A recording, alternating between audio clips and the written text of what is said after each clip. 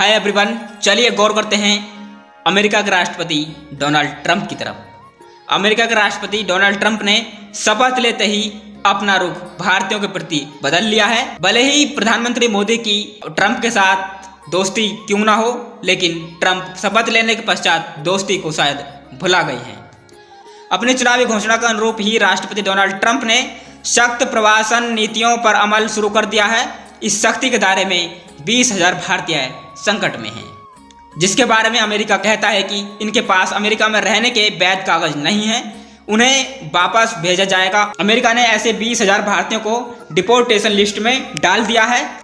राष्ट्रपति Donald Trump के सत्ता में आते ही अवैध प्रवासियों पर एक्शन शुरू कर दिया है। इससे अमेरिका में रह रहे वैसे प्रवासी डर में हैं जिनके पास कागज यानी कि वीजा नहीं है।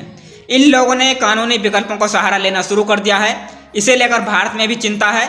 अमेरिकी प्रशासन की ओर से तैयार दस्तावेजों के अनुसार अमेरिका में लगभग 18,000 ऐसे भारतीय हैं जिनके पास अमेरिका में रहने के लिए पर्याप्त वैध दस्तावेज नहीं हैं।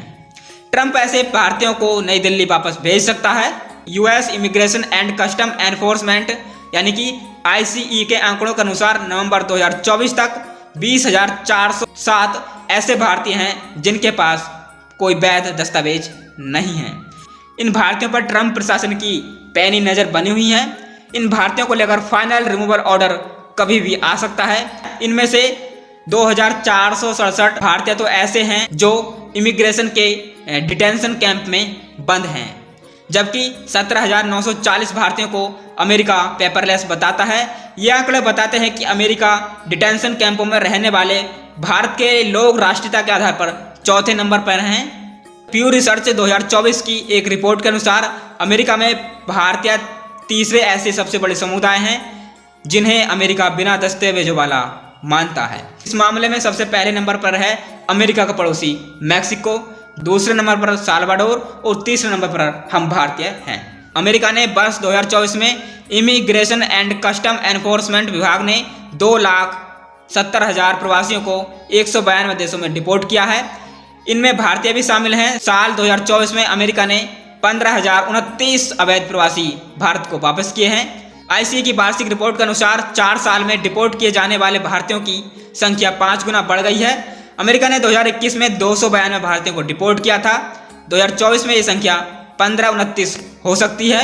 इंडियन एक्सप्रेस के आंकड़ों के अनुसार नवंबर 2023 से अक्टूबर 2024 के बीच अमेरिका ने 519 भारतीयों को डिपोर्ट किया है।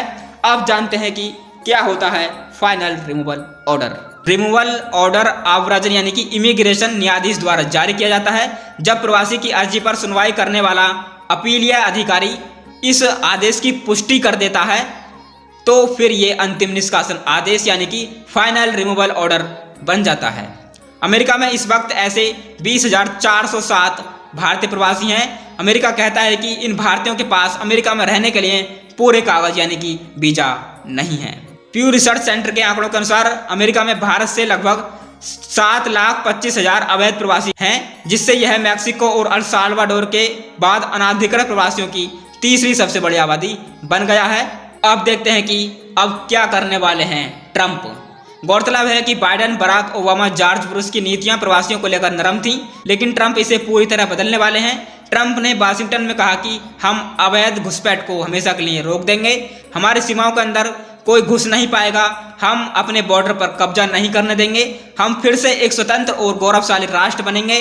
ट्रंप के रुख के बाद अमेरिकी बॉर्डर अधिकारियों ने वन एंट्री प्रोग्राम पर रोक लगा दी है।